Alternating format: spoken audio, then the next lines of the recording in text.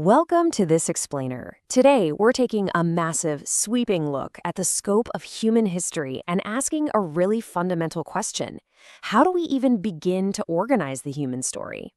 Honestly, it's an incredibly daunting task to look back at thousands of years of triumphs, tragedies, innovations, and, well, just everyday moments.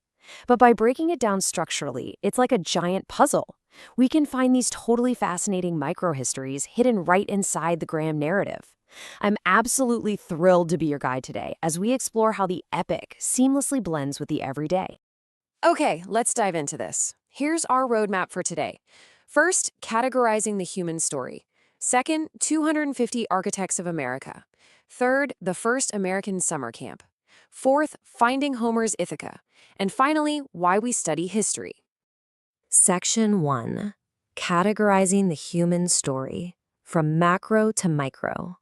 To keep from getting completely overwhelmed by literally everything that has ever happened to humanity, we kind of have to organize our past into major digestible buckets.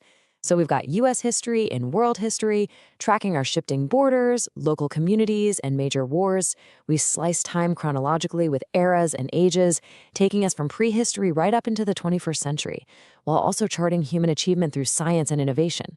But history isn't just dates and geopolitics, right? It's deeply rooted in everyday culture and tradition. Let's move to and see how this builds when we really zoom in on culture and tradition. This is where history gets deeply personal. It's the food we eat and the sports we play. But it's also the bizarre folklore and the really strange landmarks we leave behind. Take Sarah Winchester, for example. Her absolute obsession with the endless, labyrinth-like construction of the Winchester Mystery House, which was supposedly to appease the spirits of those killed by Winchester rifles. It perfectly blurs the line between a historical landmark and chilling folklore. That's where history just gets weird and honestly wonderful. Section 2, 250 Architects of America, Shaping a Nation. Now, the sheer constraint of this number, exactly 250, is absolutely fascinating. Out of the hundreds of millions of people who have lived throughout U.S. history, researchers undertook the massive task of identifying exactly 250 individuals who fundamentally shaped America. This isn't just some random list. It's a very deliberate attempt to capture the whole essence of a nation through a select group of distinct, highly influential lives. So who actually makes the cut? The quote reads, "These changemakers include icons as well as architects of everyday life." I absolutely love that phrasing, because history isn't just manufactured in the Oval Office or out on a battlefield by presidents and generals. It's equally forged by the people who invent the things we use every single day, start the traditions we love, and quietly change the cultural landscape forever. Section 3, the first American summer camp, an everyday architect. Now, what's really interesting about this slide is the year 1861. Most of us immediately associate this year with the start of the American Civil War, a massive era-defining conflict. But right in the shadows of that grand historical narrative, 1861 was actually the unexpected starting point for a much more joyful American tradition. And that tradition was the first summer camp.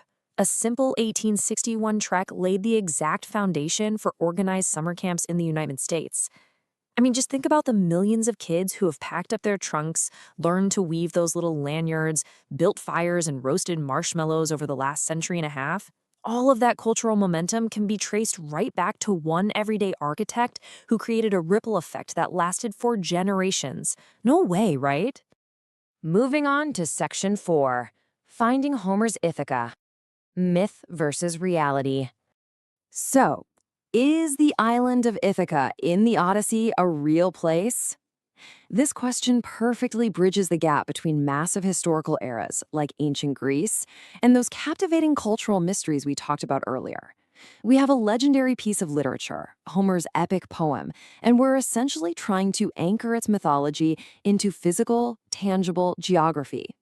This right here is the core tension that historians and archaeologists just love to unpack. On side A, we have an undeniable, modern-day fact: the island of Ithaca physically exists today. You can literally point to it on a map and travel there. But on side B, we have the lingering mystery. Is this modern location actually the exact place Homer described thousands of years ago? Finding exactly where ancient literary myth ends and verifiable history begins is absolutely thrilling. And finally, Section 5, Why We Study History, the Epic and the Everyday. So the crucial point is that the scope of the human story is almost unbelievably vast. It spans all the way from the ancient civilizations of Egypt to the global tensions of the Cold War. It includes those massive geopolitical shifts and major wars that draw new lines on our maps.